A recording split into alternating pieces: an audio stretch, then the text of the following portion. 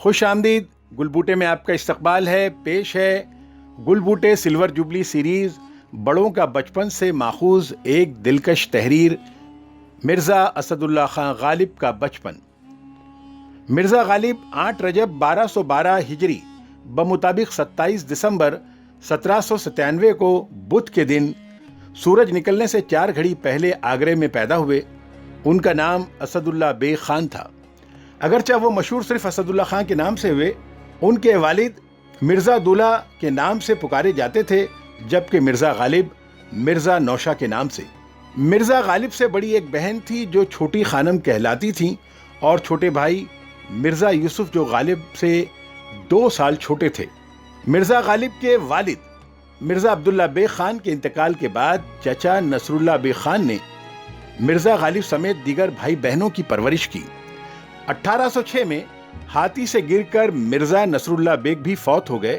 ان کی موت کے بعد نواب احمد بخش خان کی سفارش پر لارڈ لیک نے مرزا غالب اور ان کے بھائی بہنوں کے لیے پینشن کا انتظام کر دیا.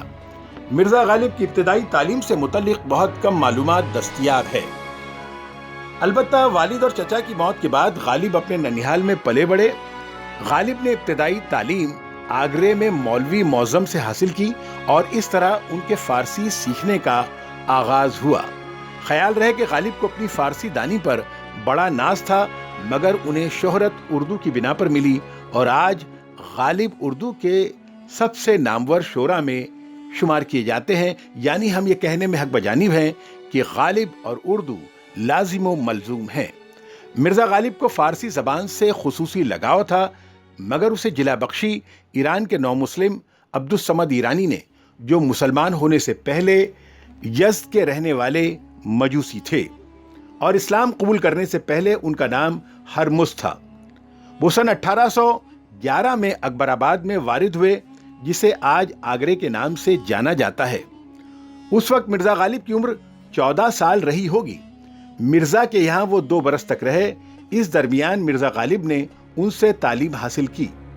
یہ سچ ہے کہ مرزا کی فارسی دانی کا سنگ بنیاد مولوی محمد معظم کے ہاتھوں رکھا گیا تھا، لیکن اس عمارت کی تکمیل ملا عبدالصمد کے چابک دست اور ماہر ہاتھوں سے ایسے شاندار طریقے پر ہوئی کہ وہ آسمان سے باتیں کرنے لگی.